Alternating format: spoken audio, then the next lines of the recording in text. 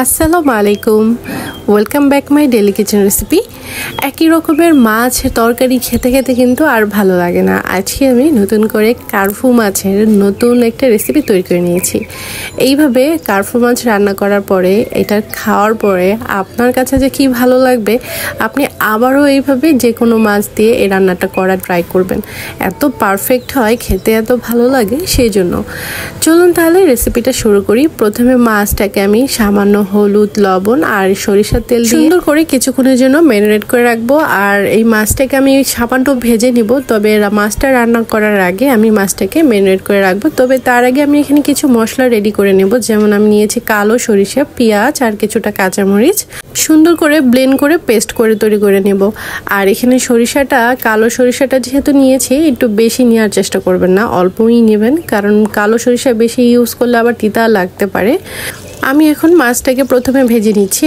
আর যে ফ্রাই প্যানে আমি মাছটাকে ভেজে নিব, সেম ফ্রাই প্যানেই আমি আবার মশলা কষাবো। তবে তার আগে মাছটাকে ভেজে নিচ্ছি। মাছটা কিন্তু খুব বেশি লাল লাল করতে হবে না, মানে এই মাছটা খুব বেশি লালও হয় না, মানে একটু সামান্য লাল লাল হলেই নামিয়ে নিব।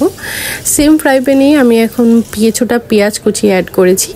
পেঁয়াজ কুচিটা একটু কম দিলেও সমস্যা নেই, যেহেতু আমি এখানে পেঁয়াজটাকে ব্লেন্ড করে নিয়েছি। পেঁয়াজটাকে একটু লাল লাল করে যে মশলাটা আমি বেটে রেখেছিলাম সেইটা এখানে অ্যাড করে দিয়ে, যেহেতু এখানে পেঁয়াজ বাটা আছে, সেই জন্য পেঁয়াজ বাটাটা একটু ফ্রাই করে নিতে হবে। আর খুব বেশি ফ্রাই করার প্রয়োজন নেই, মানে এখানে যে সরিষাটা আছে সেটা খুব বেশি ফ্রাই করার প্রয়োজন নেই।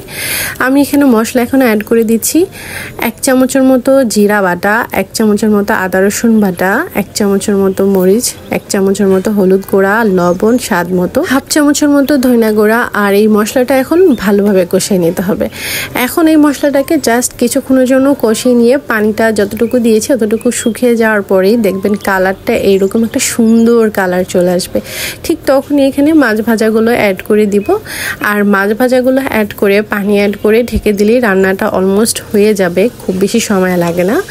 তবে মশলার সাথে একটু মেখে নিচ্ছি, মানে মিশিয়ে নিচ্ছি। তারপরে এখানে আমি পরিমাণ মতো পানি অ্যাড করব। আর এই রান্নাটা করার জন্য না পানিও খুব বেশি প্রয়োজন নেই, অল্প পানিতেই খুবই ঝটপট করে রান্নাটা হয়ে যাবে। তবে এটার ফ্লেভারটা যে কি দারুণ, মানে সরিষার ফ্লেভার আসছিল এখানে, তারপরে ধনিয়া পাতা, তারপরে কাঁচামরিচের একটা ফ্লেভার, মানে খুবই পারফেক্ট লাগে এভাবে খেতে। পানিটা যখন অলমোস্ট শুকিয়ে এসে পড়েছে, ঠিক তখনই কিন্তু আমি এখানে ভাজা জিরা গুঁড়া, কাঁচামরিচ অ্যাড করে দিয়েছি। অলমোস্ট হয়ে যাওয়ার আগে আগে আমি এখানে সামান্য ধনিয়া পাতাও অ্যাড করে দিয়েছি।